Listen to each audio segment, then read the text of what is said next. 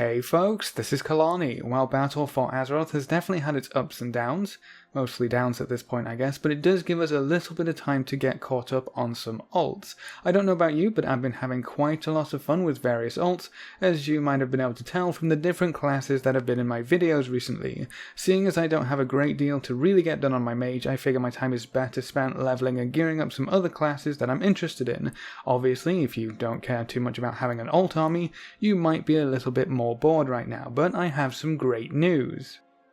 There are some massive changes to experience required to level coming in patch 8.1, which are currently on the PTR. I wouldn't really expect anyone to level up on the PTR to test these out, but we can see from the raw numbers that leveling is going to be significantly faster when these changes go live. The amount of experience required from level 20 to 120 has been reduced across the board, but instead of a flat reduction of experience for the entire thing, certain level brackets have had a larger reduction when compared to some others. Here's the full rundown, and you can see that from level 20 to 30, there is still a good chunk cut off the required experience, but as you get higher and higher, the difference becomes much more noticeable, up to a 40% reduction for some of those levels around the 60 mark, which is just a crazy amount of experience that you won't have to get anymore. It's almost half a level that's just going to disappear when these changes go through, for those few levels at least. As you level up further, the difference gets a tad smaller again, but it doesn't go back down below a 25% reduction until you hit 110.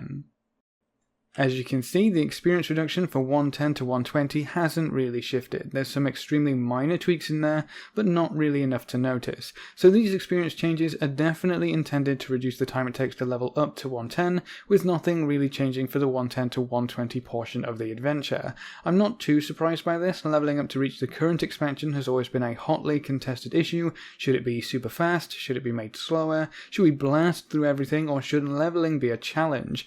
I honestly don't think you can ever win with any of these answers, and it's always going to be a drag leveling up through 7 expansions now worth of content before you can join everyone else in the latest addition to the world. It looks like the dev team isn't too happy with how long it takes you to get a fresh alt, or even an allied race all the way up to 110 either. If you're curious about the overall changes to the entire leveling process, we can do a little bit of maths here, and voila! From 20 to 120, the overall experience required has dropped by 22.29%. That's a significant chunk, and you should definitely feel it, but that little run at the end there, where 110 to 120 basically isn't changing, throws this whole thing for a loop. If you take out the 110 to 120 stretch, and believe me, I wish I could, most of you probably agree with me on that, but if you take that out of the equation, the experience required for 20 to 110 is dropping by 28%. So if you aren't interested in leveling some alts because it just takes too long, or haven't been playing around with allied races because again, leveling takes too long, maybe you'll have another thing to add to your list to do for patch 8.1. I know I'll be diving in there for a few more alts, get me some of that heritage armor, maybe even level up another alliance character, who knows. One thing I know for sure though, I'm definitely not touching another alt until these changes come through. We are going to blaze through levels in 8.1. Don't worry too much about 110 to 120 not changing too much either. We have a few more options in patch 8.1 for leveling in Battle for Azeroth to hopefully speed things up a little bit. We'll see the introduction of Incursions, or Assaults, whatever they're going to be called, which are BFA's version of Legion invasions, and if they keep the same sort of experience gain as what we saw in Legion, one incursion should give you a good chunk of a level. Right now on the PTR, the world quests, which award experience for the bonus reward, give you about 60,000 experience total, and the others which don't have the bonus experience give you about 25,000.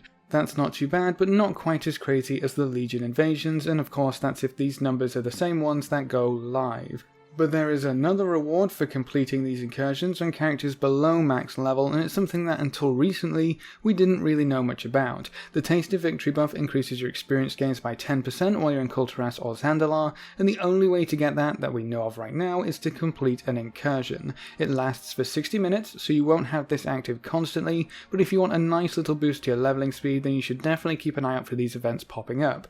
You'll get the upfront experience for doing the world quests themselves, and then a 10% bonus for your leveling adventures for the next hour. Not a bad deal.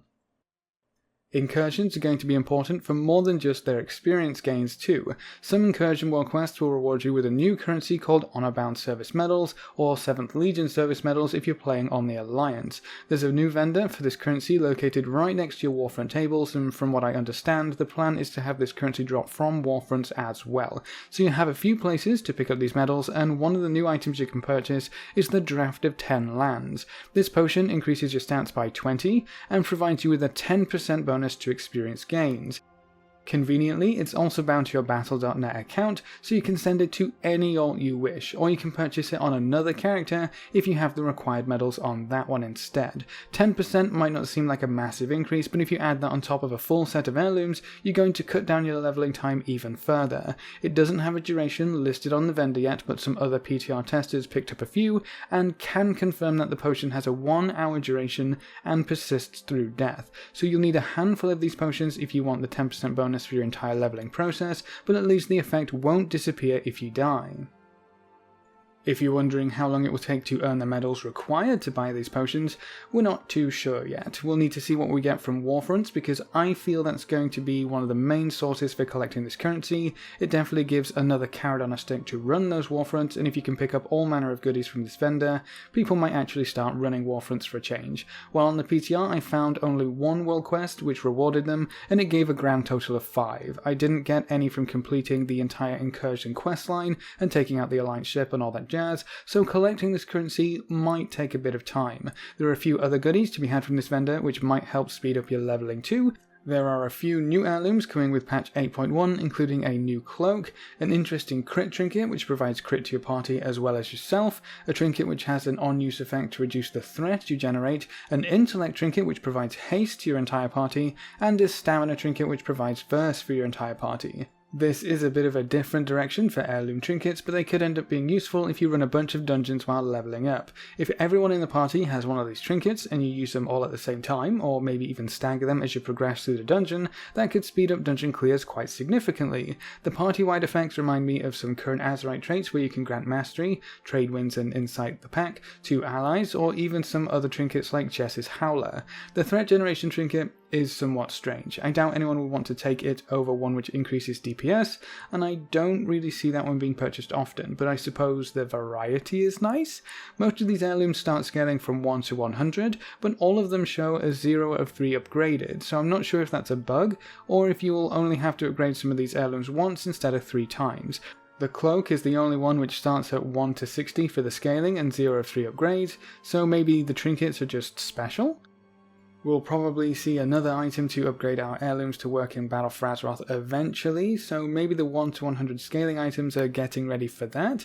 Either way, I'm really happy to see more heirlooms introduced into the game with some more interesting effects. If we're going to be using the same gear for our entire leveling process, at least make it a little more fun to use. I don't think we'll see the ability to upgrade heirlooms to 120 anytime soon, sadly. We'll still have to go through 1 to 120 unaided for now. In Legion we didn't see the heirloom upgrade come in until patch 7.2.5, so we might be waiting until after we make our way to Nazjatar before heirlooms can be used in Battle for Azeroth's leveling content, which is definitely going to be a little while from now. If we budget about 3 months per patch after 8.1 comes out, and that's assuming the dev team wants to keep to a similar schedule to Legion, we could be looking at something like 8.1 being released in December, 8.1.5 in March, 8.2 around June-July, sometime in summer, which would push 8.2.5 all the way back to September or October of next year. Laying it all out like that, I really hope we see upgraded heirlooms a little bit sooner than September of next year. The leveling content of Battle for Azeroth was pretty much obsolete after 2 months at the very most.